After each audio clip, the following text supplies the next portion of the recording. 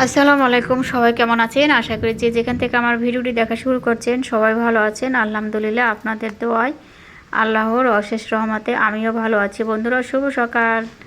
চলে আসলাম সকালবেলা ঘুম থেকে উঠেই এখানে অনেক ডালপালা কেটে রাখছিলাম, সেগুলো কাটা হয় না, গুছানো হয় না। তা বন্ধুরা, আজকে গুছিয়ে নেব। আর এখন বাজে 6টা বাজে।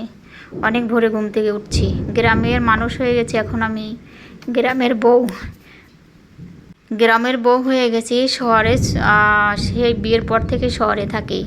আজ অনেকটা বছর পার করে দিয়েছি শহরে থেকে। তারপর হঠাৎ করে গ্রামে এসে একেবারে গ্রামের মানুষের মতন হয়ে গেছি, মিশে গেছি গ্রামের সাথে। যাই হোক, এখানে থাকতে হবে যতটা বেঁচে থাকবো, যতদিন এখানেই থাকতে হবে। যাই হোক বন্ধুরা, এই যে আমি ডালপালাগুলো কেটে আর ছোটো ছোটো করে নিচ্ছি, কারণ আমার চুলাটাও তো এমনি চুলো, সেজন্যই খুব ছোট ছোট করে নিচ্ছি ডালপালাগুলো। আর এগুলো গোছানো একটাই কারণ এই যে ডালপালা যেখানে রাখছি, তারপর অনেক লতা আছে ছিম গাছের, এর নিচে আমার আলু, মাটির নিচের আলু।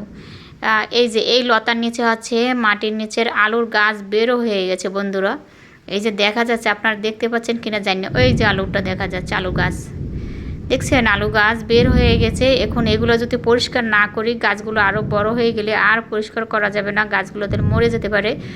তাই এখনই সময়, এগুলো আসলে কি করব বলে এত লেট হয়ে গেল। যাই হোক, গাছ বের হয়ে গেছে, তাও এই লতাগুলো সব পরিষ্কার করতে হবে। আর ডালপালাগুলো কাটা হয়ে গেছে আমার।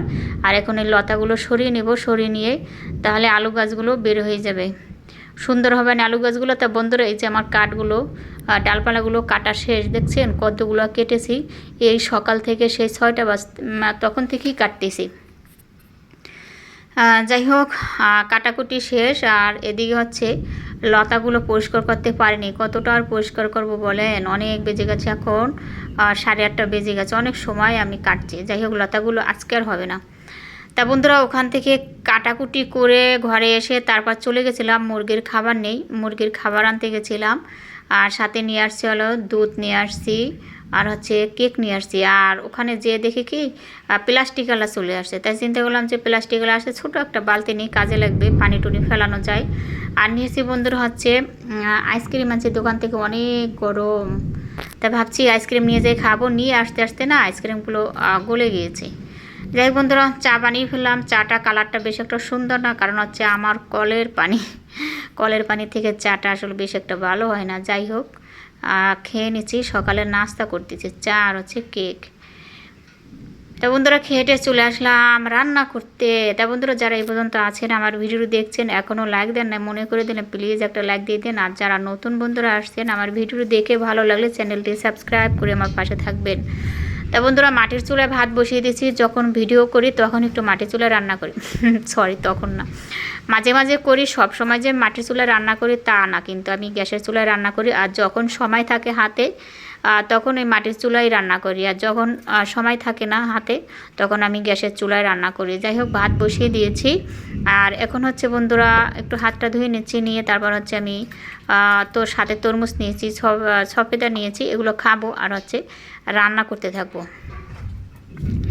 তা বন্ধুরা, আপনারা দেখতে থাকেন, আমার ভিডিওটি কেমন লাগে কমেন্ট করে জানাবেন। আর সবাই একটু সাপোর্ট করবেন।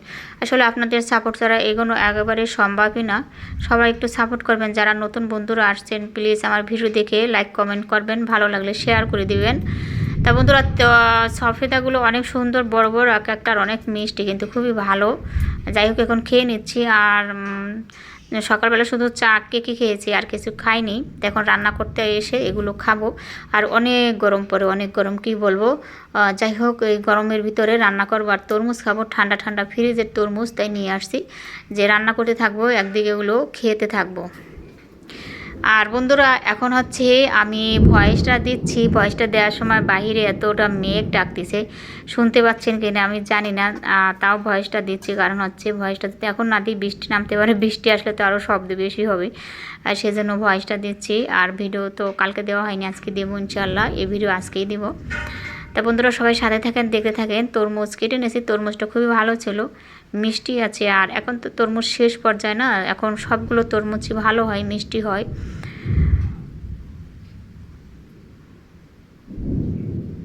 কত জোরে জোরে মেঘ ডাকতেছে। মুরগিগুলো বাহিরে নামিয়েছিলাম, একেবারে উঠাইতেই পারি না, মানে এত জোরে জোরে মেঘ ডাকতেছে, বাতাস, আর মুরগিগুলো দৌড়োদৌড়ি করতেছে। যাই হোক, অনেক কষ্ট করে ওদের আটকেই দিয়েছি, আটকে রেখে তারপর হচ্ছে এই যে ভয়েস দিতে চলে আসলাম।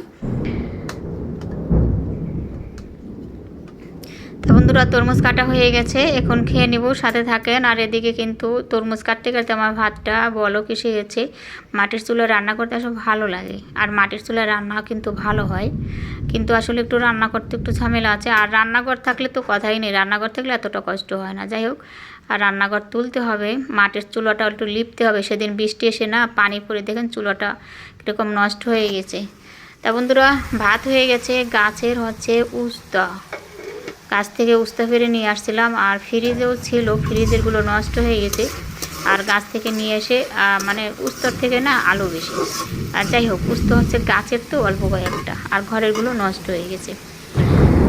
যাই হোক বন্ধুরা, উস্ত ভাজে বসিয়ে দিয়ে দুধটা ঢেলে নিয়েছি। আর দুধটা হচ্ছে আগে গরম করতে হয়, কারণ হচ্ছে নিয়ে আসছি তো কত সময় হয়ে গেছে, আর অনেক গরম পরে দুধ আবার ফেটে যেতে পারে। তা দুধটা ছেঁকে তারপর দুধটা আগে জ্বালিয়ে নিব, তারপর আবার রান্না করব। তা বন্ধুরা, যারা এই পর্যন্ত আছেন দেখতেছেন তাদেরকে অসংখ্য ধন্যবাদ, অনেক ভালোবাসা তাদের জন্য। তা বন্ধুরা, আজ পর্যন্ত বিদায় নিচ্ছি, দুধ ঢালতে ঢালতে বিদায় নিচ্ছি। আবারও আসবো আর একটা সুন্দর ভিডিও নিয়ে। আল্লাহ হাফেজ।